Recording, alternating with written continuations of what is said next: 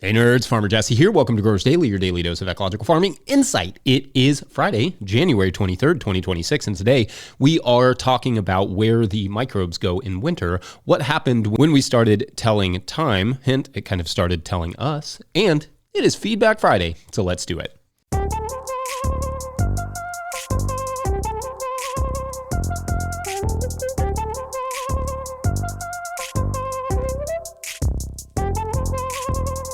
All right, everyone, welcome to Friday. I hope your week has been good. We are looking at a potentially massive snowstorm here, or maybe a snow ice storm. No one is 100% certain on how much snow or ice, maybe a foot, maybe a little ice mixed in there, maybe a lot. It's not clear yet. What is clear is that whatever we get won't go away very quickly, as it is supposed to be followed by like 8 days that never get above freezing. So all that to say, there may be some difficulties with this show next week if we lose power, or if Mike can't get here, or some combination therein, or it may be perfectly fine. Who knows? Either way, wish us luck. Kentucky is good at a lot of things, like basketball occasionally. Snowstorms are really not our strong suit, but we're up for a good challenge, so yeah. Anyway, it is Friday, which means Feedback Friday, where we explore what you all were saying about this week's topics. On Monday, we talked about leeks and took on a fun, wide-ranging series of questions. On the leeks front, lots of fans of that crop out there, like myself. At George Lee wrote, quote, "I'll use the entire thing. Tops go into the dehydrator for one of the best onion green powders ever to use on omelets." End quote. Interesting. Yeah, that sounds good. Leek tops are often neglected in the kitchen, in fact, because they are fairly chewy and fibrous, so not always the best eats on their own, but you can pickle or saute them or dehydrate them like this. That sounds cool. And how we used to use them in the kitchen a lot of times was for our bouquet garni, which is just like wrapped up herbs and a green leek, and then you tie that up with like butcher's twine, and you throw that in soups and stocks and sauces and that sort of stuff. At Caroline Brett added that leeks get rusty, ugly, and yeah, I didn't talk about rust, but I've talked about it with garlic in the past on the show. Not an easy one, and many alliums can be susceptible. Good crop rotation is important in rust-prone regions. Make sure to space the leeks widely, or at least wider than the rest of us, as good airflow and ample sunlight will help. Definitely not an easy one to deal with, rust. Just make sure your plants get everything else they need and remove any diseased leaves when you see them. On Tuesday, we talked about wetlands, using legumes to fertilize heavy feeders and hose. Lots of good tidbits on the wetland stuff. And garden hose, like HOES, although it anagrams to HOSE, which is kind of confusing. Anyway, it's like a homonym and an anagram. How many words do that? I feel like that's not very common. Anyway, lots of good tidbits on wetlands. At Asteria wrote, quote, "Are there wetland crops that can be grown on a market garden or just personal scale? I'm thinking watercress, cranberries, maybe in a ditch off the main water route. I don't actually know, just pondering an interesting idea. Or just let the cattails go wild, put up some bird houses and set out on a rocking chair with a pair of binoculars to charge birders. Top seed in the house." Laughing while crying emoji, end quote. And yes, technically there are crops like that. And in fact, cattails themselves have several uses as well. At Bane Everything also mentioned duckweed. At Jason Branham mentioned wapato, an incredibly important wetland plant for the indigenous tribes of the Pacific Northwest in particular. I mean, yeah, wild rice, water chestnuts, so many valuable and unique water-loving plants live in that type of ecosystem. The challenge with wetland crops like that is mostly like food safety. Cranberries and other crops that we generally process, like grains, being the obvious exception. But also, I think it really sucks that we do have to think about stuff that way, and we do in terms of economics, and when in fact the economic value of wetlands is everything they do for the environment, and that's just a little bit harder to monetize. If you were to go back to like the wetlands managed traditionally, as many were just a few hundred years ago all over the planet, these would have like been massively abundant places, grains and grasses, fish, large herbivores and predators, eels, birds, bugs, plants, all the things. Almost every square inch would have been covered in something useful and or edible. Whether or not you could create that same thing and then commodify it, that's a little bit harder of a question, because in order to do so efficiently, to grow something, you could sell consistently, you have to control the wetlands perfectly. And once you do that, you lose much of the diversity that creates the abundance. You also rely on the outside world not putting something in the water that would make things you want to grow, like cress or like duckweed or like cranberries, toxic, or just, stealing the water for cooling their data centers, which is also not great for wetlands. Where there is a will, there is a way, though, and it would be rad if someone, were to buy a giant marshland, improve it, and demonstrate how to make a living from it, foraging for chefs and crafters, and, letting hunters and or birders come pay to explore. Anyone doing something like that would love to see it. Gets on Zillow and starts looking for wetlands for sale in Kentucky, and then also looks at the bank account. Yep. On Wednesday, we had Keenan McVeigh on to talk about Blue Goose Farm in Ontario. That was very cool. Very much enjoyed our chat. At Karen Icox wrote, quote, just what I was needing this morning, new to market gardening, but a gardening 50 plus years in NSW, Australia, end quote. Lots of love for Keenan in the comments there. He had also mentioned not being too intensive about soil testing. And at the Dama Hub wrote, quote, I feel you when it comes to soil testing, etc. I'm summarizing a little bit here, but they said, I find it hard to believe that soil tests capture the complexity of influences on the soil quality adequately, end quote. And as an alternative perspective, at TYEE wrote, quote, I don't know about not paying attention to what your soil needs. If you are guessing and assuming it's healthy just by looking at it, you likely are not growing the most nutrient-dense food that you could be. If you're still having to manage pest and disease, that's the confirmation, end quote. And I think like both of those are fair perspectives, and some future episodes perhaps on how accurate soil testing actually is, and also how risky it is to not test your soil are both good topics to explore down the line. Then on Thursday, we checked in on KNF and Jadam, magnetizing irrigation and over mulching garlic. On the magnetism of water subject, at A.N. Norrist or A. Norrist wrote, quote, as much as I enjoy your podcast, I'll leave this one unwatched and a downvote. We really positively do not need to be giving any space to new age BS in farming when we otherwise are ahead in good soil and plant science compared to most large scale ag. Magnetizing water, quote unquote, and other counter scientific nonsense erodes science as a concept. It is not a matter of opinion and must not be treated as such. The correct treatment is a one sentence, no, please refer to a fourth grade physics textbooks and swiftly move on with actually relevant topics, end quote. So this person generally has like fair critiques, which is why I'll take a second to address this one fairly. I am skeptical of magnets in water myself. It's an idea that, smacks immediately of pseudoscience to me. But unlike our commenter here, I'm also a curious, like sense does not make science guy who tries to stamp out my assumptions. And so I dove into the literature just to see if there was anything there. And as I said in that segment, if they had watched instead of disappointingly and needlessly berating other commenters, the science is, in fact, all over the place. Some of it clearly written by fans, but also some of it in prestigious publications like the journal Nature, demonstrating very small but measurable changes in reference to desalination in this particular study. Quoting that 2024 paper, quote, the results show that magnetized water treatment could effectively relieve and delay the occurrence time of clogging, end quote. These ideas are controversial among scientists for sure, but also there are hundreds of papers exploring the subject, descaling, desalination, all of it, far more, in fact, than basically anything we actually talk about confidently in the ag community, including widely accepted ag practices like BCSR or soil balancing, which is consistently panned by researchers as pseudoscience.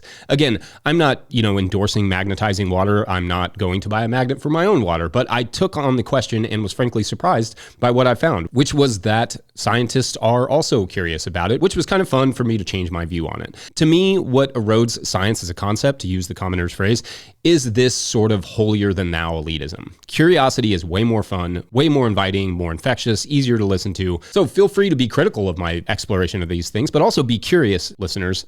Who knows? Maybe the science has been updated a bit since you were in fourth grade. Anyway, there was a lot of good comments on there, so I don't have time to get to them, but great stuff as always this week, Nerd Family. We're going to take a quick break, and when we come back, we learn what the microbes have been up to this winter. BRB. Hey nerd, this is Sean at Stump and Holler Homestead in Estacada, Oregon with the late January harvest in the tunnel here. Still lots to go. Arugula, spinach, lettuce, bok choy is hanging on. Got some carrots for later. Go Cats. Today's episode is brought to you by High Mowing Organic Seeds. High Mowing Organic Seeds is celebrating their 30th anniversary with 48 fabulous new varieties for 2026. Highlights include downy mildew-resistant cucumbers, a poppy that looks like cotton candy, and 12 new tomato varieties. High Mowing offers more than 750 varieties of certified organic, non-GMO vegetables, flowers, herbs, and cover crops, all trialed for optimal performance in organic growing systems. High Mowing has the professional quality seeds and supportive grower reps to get you from seed to harvest. Visit highmowingseeds.com to request a catalog and use code 26NOTILL, all caps, for 10% off your order of $100 or more. That's highmowingseeds.com. All right, back to the show.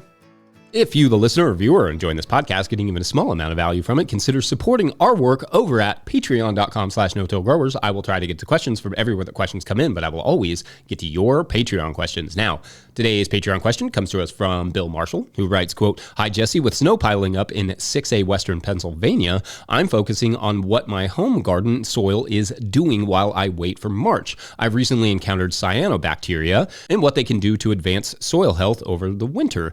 The actions of these organisms and their effects won't gel in my mind. You are skilled at many things, including making soil science understandable to us novice nerds. Could you discuss how cyanobacteria work in soil where it is cold for months? From what I've Googled, the potential for these bacteria to add vital minerals and etc. to crops can have major health benefits all the way up the food chain, and how they brilliantly sequester more carbon and improve soils in general. Thank you," end quote. Okay, so good stuff here. I can definitely talk about cyanobacteria. So cyanobacteria are everywhere, and they are thousands of different species in the soil. They have a range of jobs, from fixing nitrogen to stabilizing the soil. I know how I often talk about like soil aggregation or soil aggregates, those little molecular bundles of carbon wrapped in soil particles that hold water and keep the soil together. Cyanobacteria are often the microbes that are inadvertently wrapping microbial slivers of organic matter up in soil particles, or at least they're really good ones, the goofballs. But this is also why they are considered great for carbon sequestration. If you have ample quantities of these microbes in your soil, they do a great job of storing organic matter in the soil in those aggregates, thus sequestering it for some amount of time. This is also why they have been used in soil restoration projects. They are great at colonizing soil and then re-energizing it.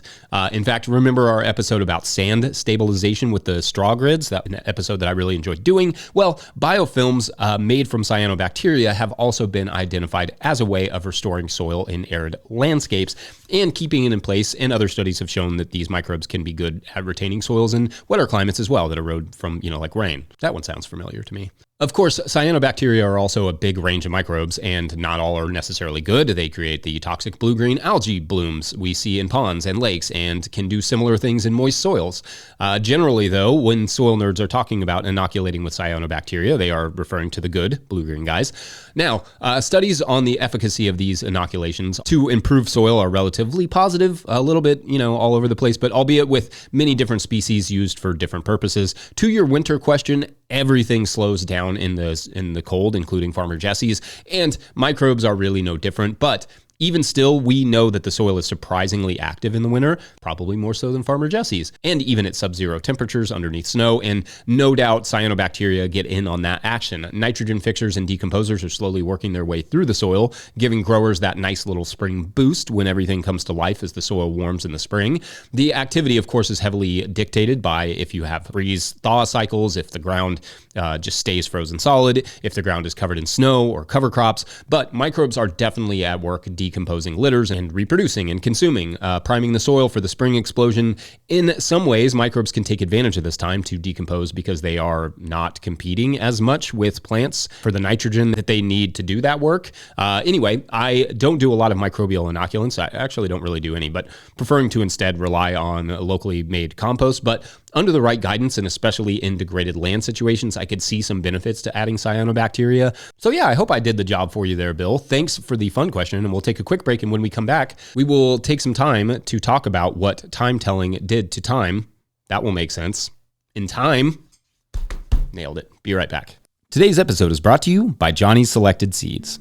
Johnny's Selected Seeds is a proud supporter of Growers Daily. At Johnny's, they do more than sell seeds. They grow them. They trial them to see how they perform on Johnny's research farm in Maine and across the U.S. and Canada.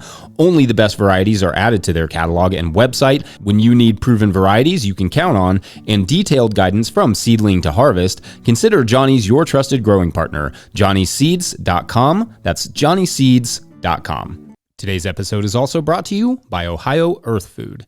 So you got your soil tested or need your soil tested, it's time to contact Ohio Earth Food. Since 1972, they have been growers' trusted source for organic soil amendments to apply before you plant to prevent those deficiency symptoms that limit production. Their knowledgeable staff have all been a part of certified organic operations and can help you choose the best products for your soil and deliver or ship them right to your farm. With locations in Northwest Ohio and just north of Madison, Wisconsin, Ohio Earth Food wants Nutrients to be your partner for organic inputs. Don't count on luck this year. Start your seeds in the Seed Catapult potting soil and put their Revita fertilizers in your beds, and rest assured that your plants will have all the nutrients, stimulants, and energy for whatever comes their way. Feed your soil and let your soil feed the plants. Visit them at ohioearthfood.com. All right, back to the show.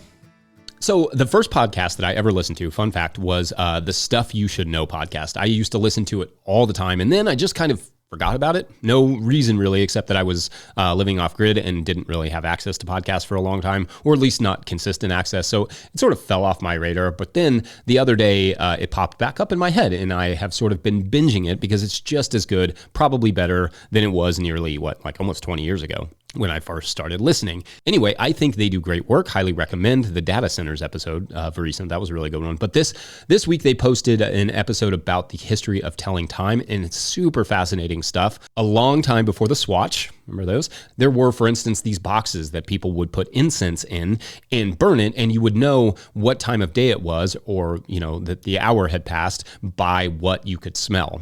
Fascinating tidbits like that. But anyway, in it, they also discussed Lewis Mumford's take on how the synchronizing of time changed humanity. Essentially, without getting too deep into the history of the fall of the Roman Empire and the rise of the monasteries, what happened was that these monasteries were told to ring the bell 7 times every 24 hours, a sort of call to prayer. And this had an interesting effect on humanity because what was once a much more fluid thing, time, now had boundaries and exactness. Mumford writes, quote, "So one is not straining the facts when one suggests that the monasteries at the time there were 40,000 under the Benedictine rule helped to give human enterprise the regular collective beat and rhythm of the machine. For the clock is not merely a means of keeping track of the hours, but of synchronizing the actions of men." End quote. Imagine this in this period before clocks, what life would have been like. You, commoner agrarian, would have lived by the rhythms of the day, of the season, rising with the sun, eating with your hunger, harvesting with the ripeness, delivering when ready. At that time, there would have been plenty of stresses, no doubt about that, but there would have not been the stress of deadlines, at least not in the same way as a deadline would be now. It would have been something like by this evening and not at 8 p.m. or whenever it's ready and not on my desk by noon. In a way, there was a fundamental shift in power and control when we started keeping time. The first great colonization, great as in scale, not in affection, was when commoners were kicked off their land and then allowed to come back and be labor or rent on it, or forced to. Keeping time may have been the second great colonization, the cherry on top, as it were, stripping the freedom of natural rhythms from common people, adding deadlines, generating a new stress, especially when mechanical clocks came around and the clocks were significantly more reliable. I'm going to quote Mumford here one more time because it's so well written.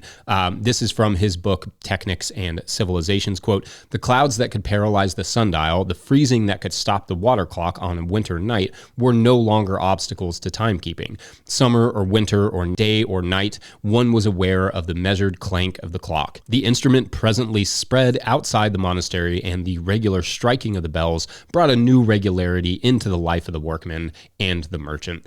The bells of the clock tower almost defined urban existence. Timekeeping passed into time serving and time accounting and time rationing. As this took place, eternity ceased gradually to serve as the measure and focus of human actions." End quote, and boom. Eternity ceased gradually to serve as the measure and focus of human actions. That is amazing. What an amazing final sentence in that graph. Anyway, I think it's easy to over-romanticize other epochs, but I also think it's easy to underappreciate them, under-romanticize them, to overlook some of what has been lost in pursuit of quote-unquote progress. There have been a lot of difficult things about the time before timekeeping, the time of shared land, the time of healthy biodiverse wetlands, but also a time of great war and doubt and all those things. No doubt about that. But there are also a lot of difficult things about today too. And I'm not going to say, get rid of clocks, but if it's going to be difficult either way, it may as well be abundant, shared, and, done our own time.